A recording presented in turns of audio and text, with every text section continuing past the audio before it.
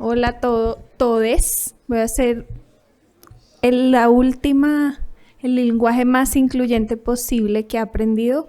Hola a todes. ¿Cómo están? Bueno, muchaches,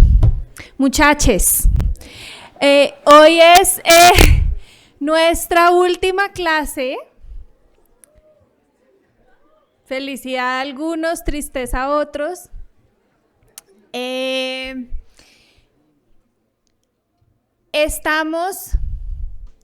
¿Me recuerdan en qué módulo estamos? Cuarto.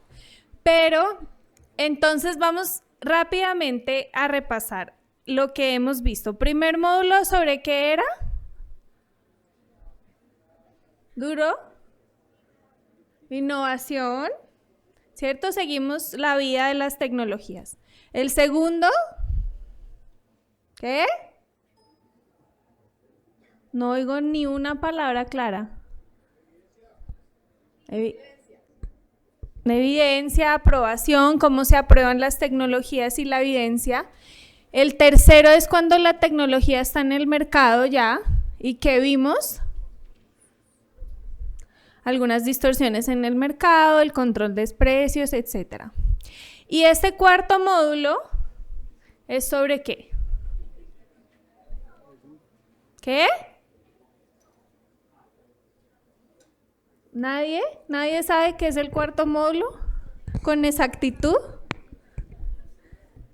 Medicalización, pero es también cuando toda la tecnología está en el mercado. Vimos otro tema de distorsión en el mercado, que es la medicalización. Hemos visto qué está pasando con el uso y el sobreconsumo de tecnología, ¿cierto? Hemos tenido acá expositores que nos han mostrado panoramas duros, algunos rayando en el nihilismo. Tuvimos debates filosóficos espectaculares. Hoy tenemos un filósofo, debates sociológicos entre Marx y Foucault. Espero que todos hayan podido coger los detalles de ese debate. Vimos el efecto del sobreconsumo de medicamentos en el ambiente, ¿cierto? No solo la sobremedicalización de la vida y lo que hace la vida a las personas, sino al ambiente. Y hoy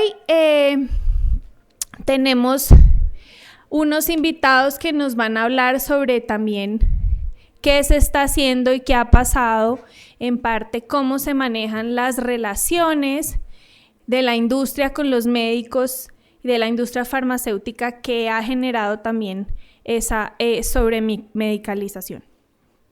Antes de darle la palabra a ellos, y bueno, esa es como la primera parte de la clase, ellos van a hablar y luego vamos a tener el cierre, las conclusiones en general de la cátedra. Vamos a hablar Tatiana, Claudia y yo un poco de las conclusiones de los módulos, de nuestras verdades incómodas, del escepticismo saludable que hemos querido aprender acá. Y ese va a ser como la estructura de la clase de hoy. Entonces, un poco antes de darle la palabra a Vivian Newman y a Eduardo Rueda, que son nuestros invitados de hoy, les quiero contar algo que les iba a contar Aurelio Mejía, el director de medicamentos, que finalmente no pudo venir, pero en lo que también participamos cuando estábamos en el Ministerio de Salud, que es un registro de las transferencias de valor que hace la industria al personal de la salud. ¿Eso qué es básicamente? En un contexto donde hay una relación, y esas son las reflexiones que van a hacer Eduardo y Vivian sobre si eso está bien, si eso está mal, los conflictos de interés, la transparencia, etcétera, un poco en una visión práctica. Digamos, el ministerio dijo, bueno, es cierto que hay una relación que existe entre los médicos y la industria que se da. Hay congresos, hay la educación médica continuada, que es patrocinada por la industria farmacéutica. Está el marketing farmacéutico, la visita médica. La visita médica está acompañada de regalos, está acompañada de cositas para la recordación de marca, esferos, mousepads, libros, hasta cosas elegantísimas, un gran libro precioso de, no sé, Villegas Editores, de artes, etcétera. No solo son libros o literatura científica, sino cosas más lindas, viajes a congresos, etcétera. Esto sucede y se da. El ministerio, un poco en la visión que adoptó Estados Unidos, por ejemplo, con el lobby político. En Estados Unidos dijo, hay lobby, las industrias hacen lobby, a los políticos les dan plata. En vez de prohibirlo, si lo prohibimos, tal vez igual van a encontrar la forma de hacerlo por debajo, pues pongámoslo transparente. Que todo el mundo lo conozca y lo sepa. Hagamos un registro de esas relaciones, un registro público, donde todo el mundo pueda entrar y ver las empresas de tecnologías en salud, tanto de medicamentos como de dispositivos médicos, incluso de algunos tipos de alimentos de propósito médico, también tienen que registrar allí. Y la idea es que usted, como ciudadano o paciente, si quiere, puede entrar, poner el nombre de su médico y ver quién le ha hecho transferencias de valor. Y el ministerio también puede construir políticas públicas a partir de allí. Por ejemplo, hay una gran queja que viene de los médicos diciendo, ay, es que nosotros tenemos que tener educación continuada porque nuestra profesión es súper compleja, todo el tiempo hay nueva evidencia, nueva ciencia, tenemos que ir a cursos. Y si la industria no nos paga esos cursos, entonces ¿cómo vamos a estar actualizados? El ministerio, no hay una política de educación. Entonces, con la información que estaría en ese registro, por ejemplo, el ministerio podría saber cuánto valdría esa política, cuánto tendría que invertir. Sobre eso hay bastante polémica. Yo he dicho a los médicos, bueno, yo soy abogada, ¿qué profesión se actualiza más que el derecho? Y a mí nadie me está pagando para yo ir a actualizarme, ni me estoy quejando, ay, yo no tengo un estado que me pague mi actualización profesional. Pero bueno, digamos que ya es una práctica que está instaurada en los médicos. Entonces, el sistema de información, digamos que la norma ya está creada, fue creada a principios de 2018, ya existe la obligación. El primer reporte se tiene que hacer en el primer trimestre de 2020. Respecto de las transferencias de valor hechas en este segundo semestre de 2019. Veremos qué sucede, hay bastante expectativa, hay unos médicos que están bien con eso, hay otros médicos que no les gusta tanto, hay una gran polémica acerca del consentimiento que debe dar el médico, porque para poder salir allí reportado el médico tiene que dar su consentimiento de que el dato salga allí. Por el tema de habeas data. Entonces hay una gran polémica sobre si da el consentimiento, sobre si no da el consentimiento, entonces no le pueden hacer la transferencia de valor. Unos dicen que sí, otros dicen que no. Esta fue una medida bastante discutida en general. La industria dijo como su postura de frente era: no, amamos la transparencia. Nosotros jamás estaremos en contra de ninguna medida de transparencia. Pero, digamos, cuando ya se empezó la discusión de los detalles sobre qué cosas había que reportar, cómo se debía reportar, la negociación fue dura, y había un debate también grande sobre el carácter público luego de lo que se reportara. Entonces, tanto la industria y también los médicos decían: me parece perfecto que el ministerio tenga esa información y haga con ella políticas públicas, la mire, la revise, pero no nos parece, Deli, que la gente pueda entrar, que eso sea totalmente una base de datos pública que cualquiera pueda entrar. Los médicos no querían que con su nombre o su cédula un ciudadano, sus pacientes, etcétera, entraran allí. Y los que menos querían realmente eran las asociaciones de pacientes, porque también es obligatorio hacer reporte no solo las transferencias que se hacen a cada médico en particular, sino a las asociaciones de pacientes. La industria financia muchísimo asociaciones de pacientes. Las asociaciones de pacientes sentían o sienten todavía un particular temor sobre la luz que se arroje allí. Hay unas que, digamos, ya han empezado a hacer algunas prácticas de tener en sus páginas web quién las financia y cómo gastan esa plata que les transfiere la industria. Hay otras que no tanto y sentían miedo de que esa información la cojan y digan: no sé, tal asociación de pacientes es una vendida a tal farmacéutica. Entonces había como ese gran temor. Al principio la industria también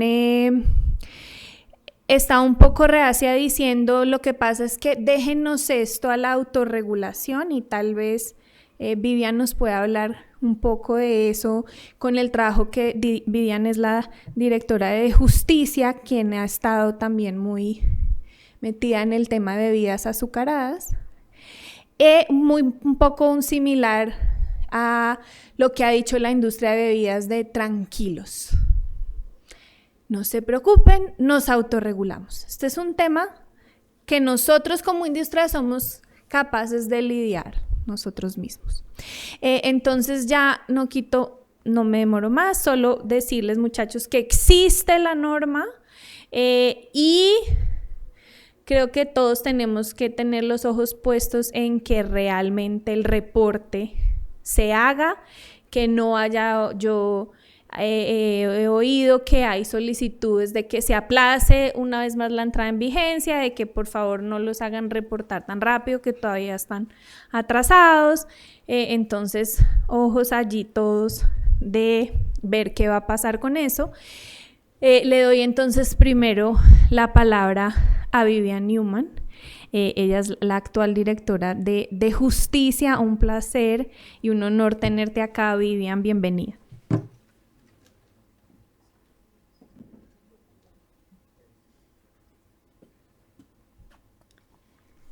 Bien. Buenas tardes. No sé si soy capaz de usar la palabra muchaches que usó Carolina. Voy a decir muchas gracias a la audiencia por estar aquí presente y por participar, y gracias a Claudia por la invitación. Claudia me pidió que les mencionara las experiencias de justicia en materia de conflictos de interés. De Justicia es un centro de investigaciones que quiere llevar los estudios académicos que hace a la calle. Y eso lo hacemos a través de diferentes modalidades. les voy a ir contando cuáles son las modalidades a lo largo de esta pequeña intervención. La primera es una columna que compartió con ustedes Claudia Vaca. Nosotros tratamos de que lo que investigamos internamente llegue a la opinión pública y las columnas en los medios de comunicación son una de esas formas. Entonces, en esa columna está un poco resumido la primera parte de mi intervención. La segunda parte será trasladar eso a el sector de la salud y a los pagos y transferencias de valor que les estaba comentando Carolina. Entonces, les voy a pedir que se sitúen 2 meses atrás. En mayo de este año, renunció Néstor Humberto Martínez. Renunció a uno de los cargos más importantes, donde se tiene el monopolio de la acción penal. Y renunció por una decisión de la JEP. En esa decisión, él alegó, utilizando esa justificación, que se estaba llegando a un estado de cosas antijurídico, que la cooperación internacional en materia de justicia iba a volar por los aires y que él no se iba a prestar para eso, que por eso renunciaba. No poco, es más, el mismo día que él renunció, muchos de los medios empezaron a mostrar que lo que estaba pasando en realidad era que la Corte Suprema de Justicia le estaba haciendo un cerco a Néstor Humberto, precisamente porque Néstor Humberto era portador de un conflicto de interés mayúsculo que no había querido transparentar.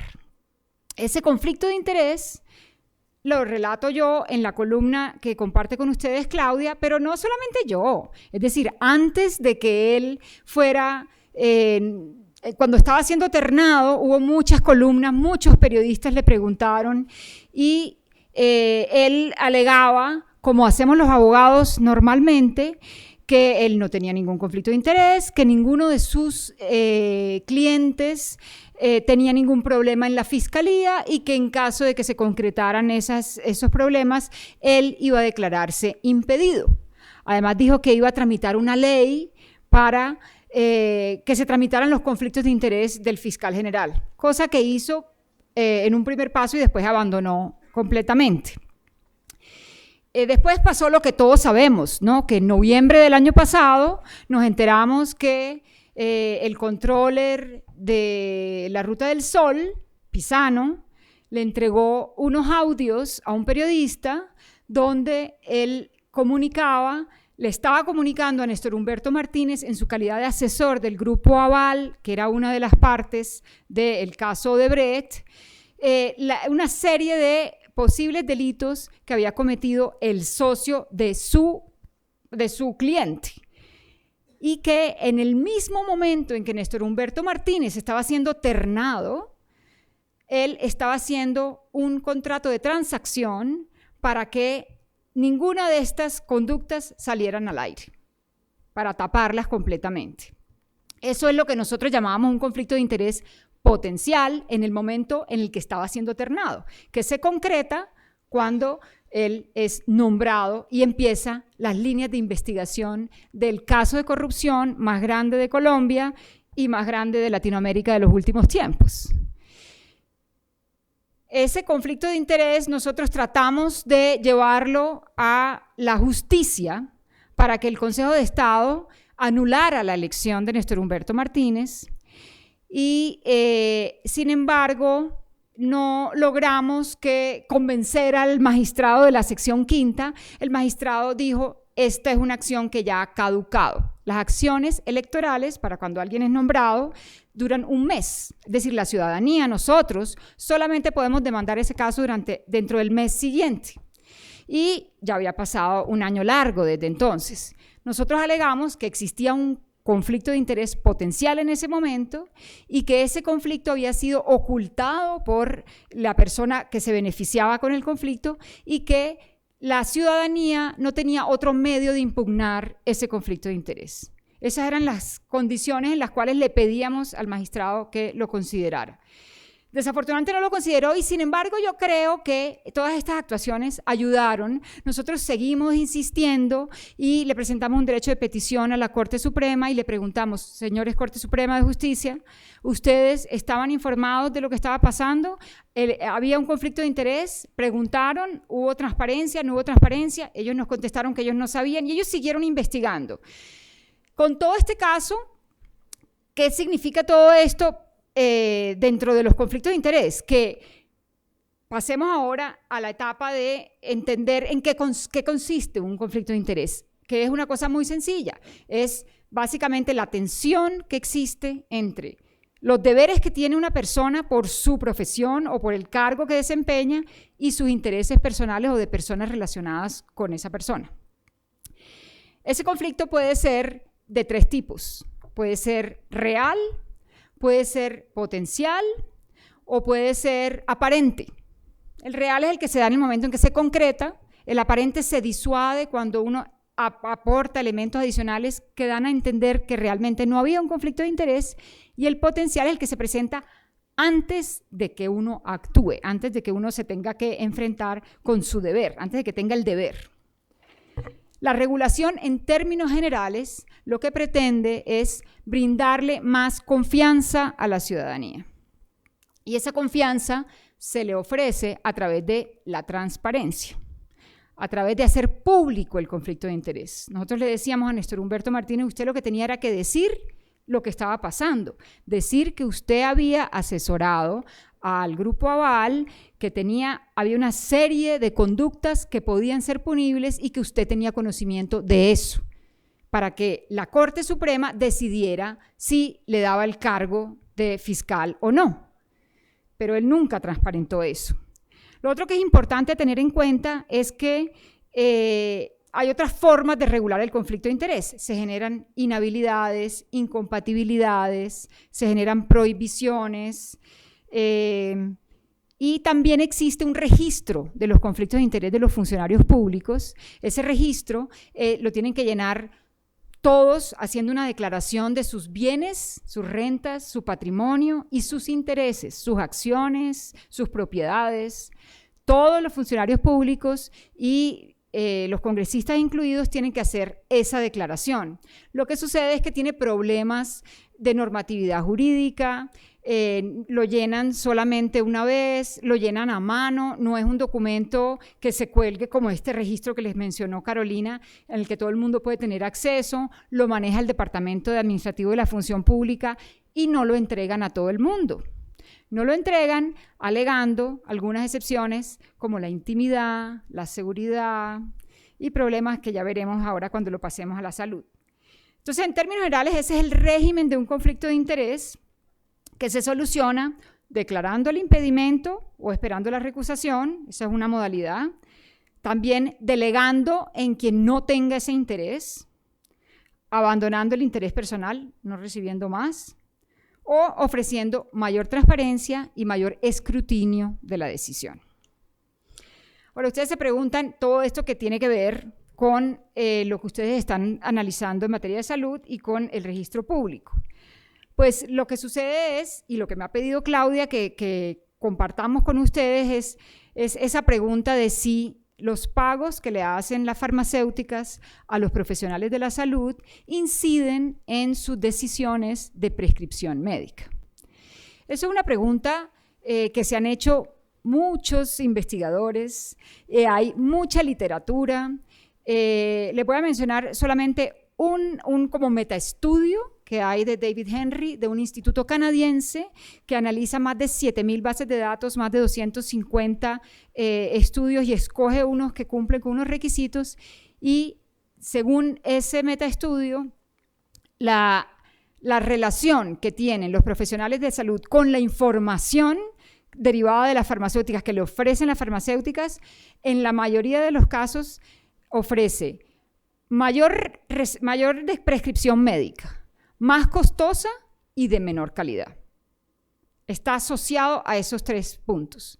Mayor prescripción médica, más número, mayor costo y menor calidad. Pero ese pues no es lo único. Hay muchísimos estudios que que mencionan la importancia de ese sesgo inconsciente que existe entre el profesional que ha recibido una información específica, que ha recibido una invitación específica, ese deber que siente la persona como de reciprocidad que está interno, pero que es difícil de reconocer. Néstor Humberto no quería reconocer que él tenía un deber de reciprocidad con su cliente al que le había ayudado durante todo el periodo previo. Para nosotros desde afuera es más fácil verlo, pero el que está inmerso en el conflicto de interés siempre siente que él puede manejar el conflicto de interés.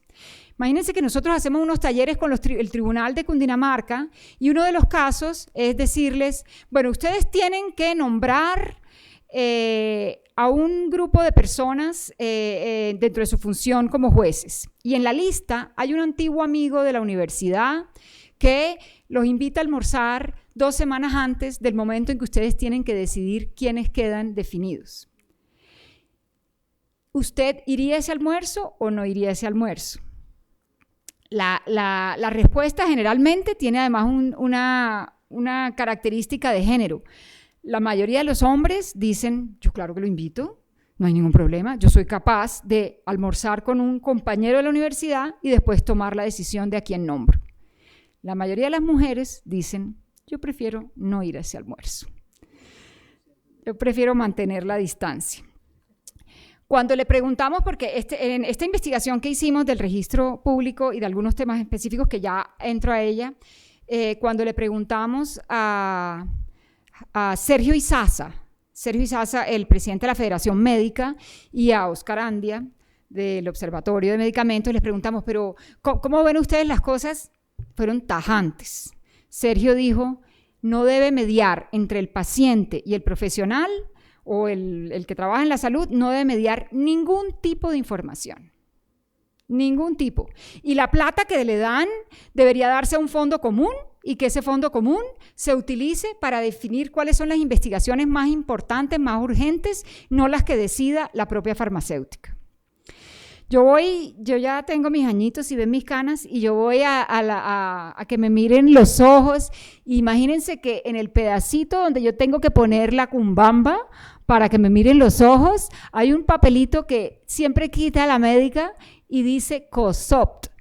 COSOPT es un medicamento para el glaucoma. Qué curioso. Están metidos en todos lados. En el pedacito donde pone la cumbamba el paciente, ahí está metida la información médica.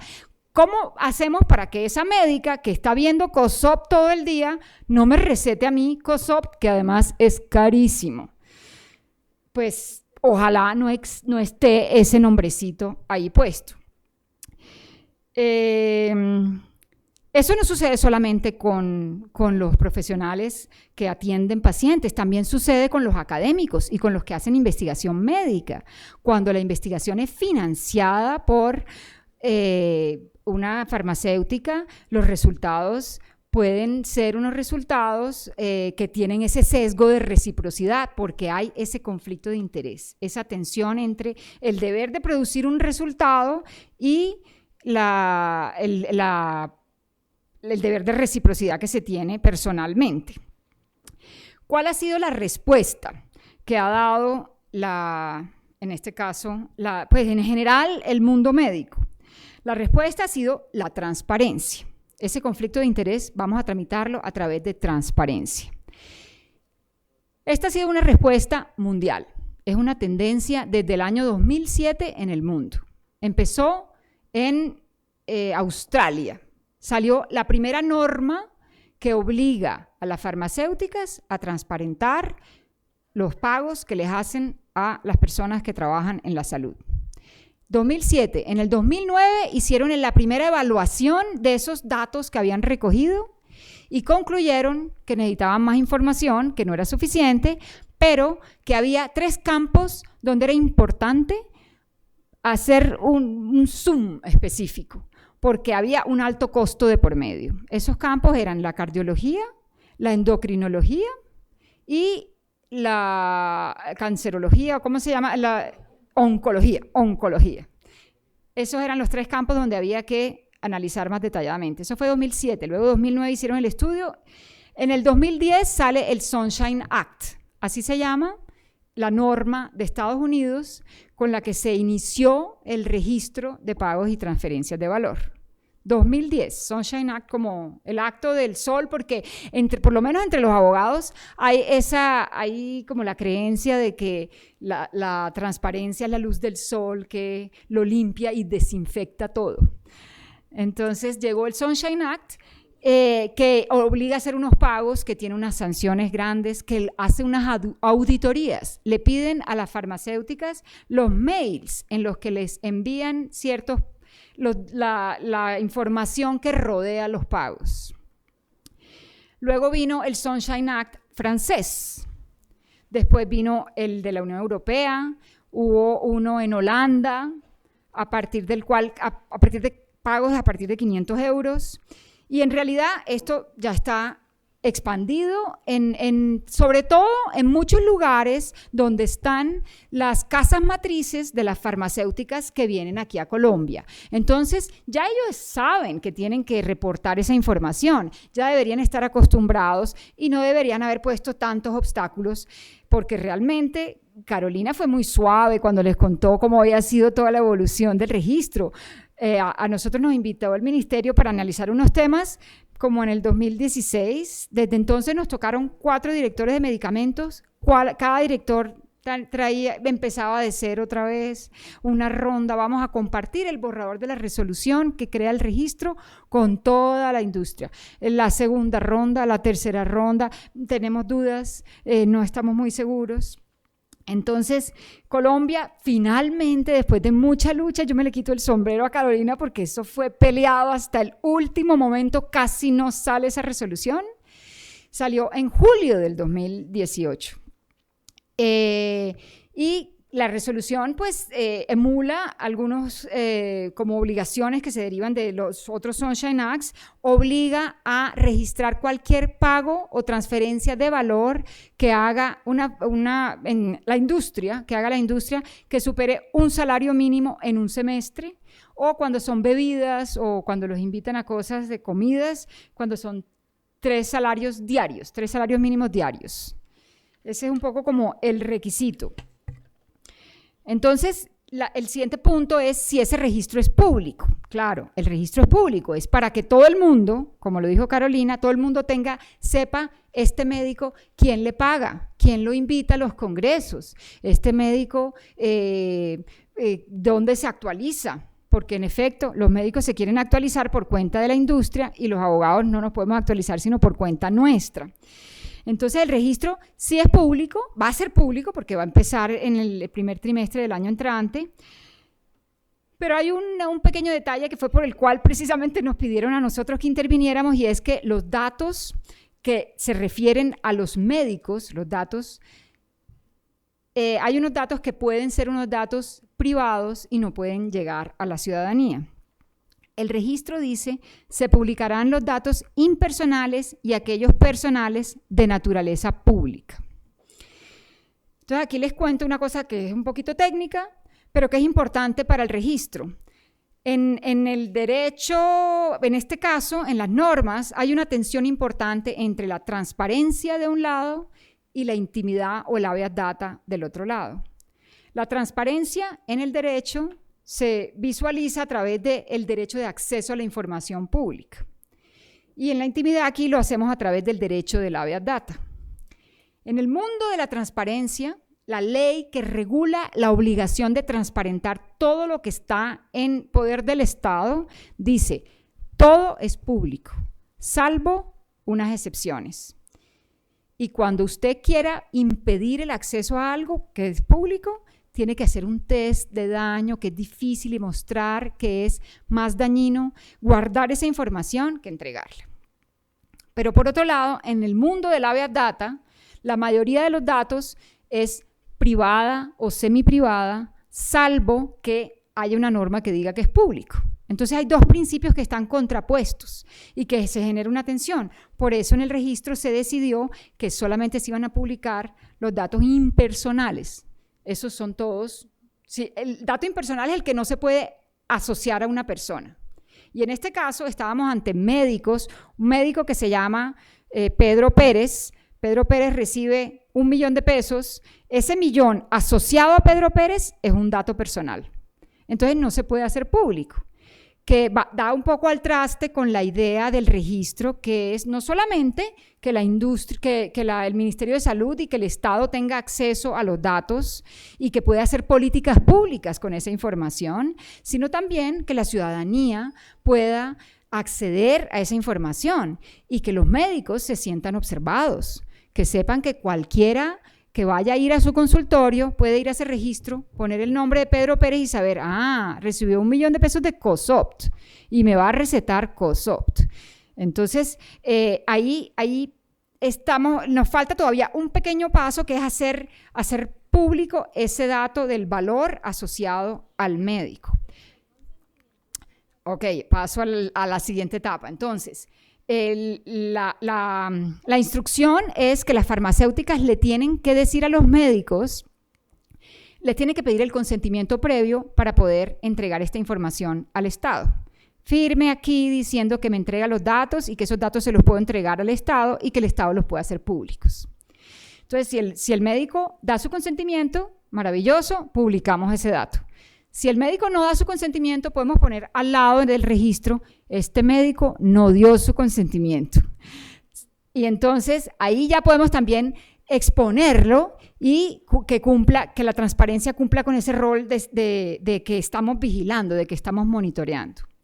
Y por último está eso del test de daño que les contaba antecitos. Es decir, que toda la información que está en poder del Estado es pública. Solamente si usted como funcionario puede hacer un test de daño mostrando que para la ciudadanía es importante mantener eso secreto, lo puede mantener secreto. Si no, tiene que entregarlo. Y yo creo que uno puede hacer un caso mostrando que para la ciudadanía es importante saber cuándo un médico recibe unos determinados pagos. Entonces, todavía se puede intentar promover jurisprudencia para que ese pedacito que nos falta para que sea público cuando el médico no da su autorización, se haga también público. Yo creo que cierro porque ya me quedan 2 temas para conversar y le cedo la palabra a Eduardo, ¿no? ¿Cuánto llevo? Bien. Entonces, de ese registro quedan 2 puntos importantes que están aún sometidos a discusión. ¿Por qué? Porque el registro lo que hace es mostrar cuáles son los pagos y transferencias de valor que la industria le ha hecho a los profesionales. Pero resulta que hay una norma, que es el Estatuto Anticorrupción, que dice que está prohibido que la industria le haga dádivas y prebendas al sector de la salud, a los profesionales de la salud. Y la norma no ha definido qué son dádivas y prebendas. Entonces a los médicos y a las farmacéuticas, con razón, les preocupa un poco registrar estos pagos y que después esos pagos se vuelvan dádivas o prebendas. ¿Qué hace que un pago sea una dádiva o prebenda? El mismo Sunshine Act gringo lo dice. Estos pagos que usted está aquí registrando no son antiéticos, no son fraudulentos. Estos pagos solamente lo que queremos es transparentarlos. Pero ¿en qué momento pasamos de transparentar los pagos a prohibir los pagos? Cuando esos pagos resultan dañinos para la función que cumple, cuando el conflicto de interés se concreta y realmente esto está afectando el rol de prescripción médica de los profesionales de la salud. Ahí intentamos hacer varias definiciones y entonces el obstáculo es un poquito jurídico, un poco técnico, porque cualquier definición tiene que ser bajo el principio de reserva legal, es decir, tiene que ser por una ley. Y por eso no pudimos avanzar mucho más, pero es una tarea pendiente. Es una tarea pendiente para el ministerio, para que aclare un poco la diferencia entre lo uno y lo otro, porque hay un pequeño riesgo y porque es importante saber qué es lo que está prohibido y qué es lo que está permitido. Saber cuándo un pago se convierte en antiético, cuándo se revela como objetivamente dañino para la promoción de la salud o cuando no promueve realmente el uso racional o el consumo racional de ese medicamento. Hay varias definiciones. A través de los diferentes directores de medicamentos con los que trabajamos, vimos que cada uno tenía como un concepto distinto, pero es importante definirlo. Y el segundo tema que queda abierto es los dientes, o sea, la capacidad de sancionar el no registro, los pagos que se hacen y no se registran incompletos, o la capacidad de sancionar cuando esos pagos realmente son prohibidos, son dañinos y son antiéticos. Eso no está claro en la ley ni en las normas que existen en este momento. Según la investigación que hicimos nosotros, en el Estatuto Anticorrupción se decía originalmente que la Superintendencia de Salud debía ser la encargada de sancionar cualquier dádiva o prebendas. Pero en el cuarto debate, misteriosamente, el representante en ese entonces, Barón Cotrino, dijo, no, mejor cambiemos no a la Superintendencia de Salud y pongamos cualquier autoridad competente. Y con eso lo que logró fue que las farmacéuticas, no sabemos si por descuido, por ignorancia o por mala fe, se quedaran sin alguien que los sancionara. Y en este momento no ha habido ninguna condena, ninguna investigación ni ninguna sanción por dádivas y prebendas. Y luego está la sanción por el no registro o el registro incompleto de esos pagos. Esa sanción la podría ser, nosotros en algún momento pensamos, investigamos y no hay tampoco una autoridad definida. ¿Por qué? Porque el INVIMA se encarga de otro tipo de control de la sanidad y del registro sanitario. La Superintendencia de Industria y Comercio, que en algún momento también podía ser, se encarga de control de los precios. Y entonces nos hace falta también que bajo el principio de reserva legalmente se defina quién es la autoridad que puede sancionar ese incumplimiento o esa conducta. Ese es un poco como el panorama general. De ese panorama general voy a sacar 3 conclusiones o 3 recomendaciones. La primera es derivada de esto que les acabo de decir, que para que haya mayor sostenibilidad y valor en esto que se llama el Sunshine Act colombiano, es aconsejable definir dádivas y prebendas y también la autoridad competente para sancionar tanto dádivas y prebendas como el no registro o el registro incompleto de los pagos o de las transferencias de valor. Lo segundo es que, a pesar de que es costoso en tiempo y esfuerzo, es vital acompañar cualquier política de estas de regulación con políticas de educación. Educación, concientización a médicos sobre cuáles son sus conflictos de intereses potenciales. Los médicos de verdad le dicen a uno, yo necesito actualizarme, esa es la forma de actualizarme. ¿Quién te invitó? No, es que ellos son muy generosos, pero no relacionan una cosa con la otra. Y también necesitamos como más concientización sobre la importancia de recetar genéricos y de cómo funcionan los genéricos, que funcionan. Nosotros tenemos en la conciencia metido que si no es COSOPT, el principio genérico, eso no nos gusta.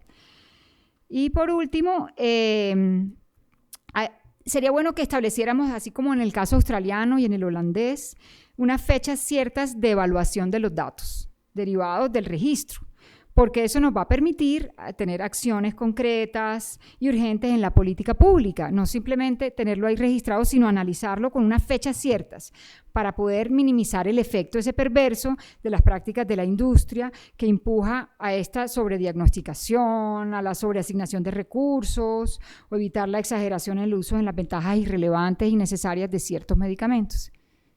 Y eso es todo.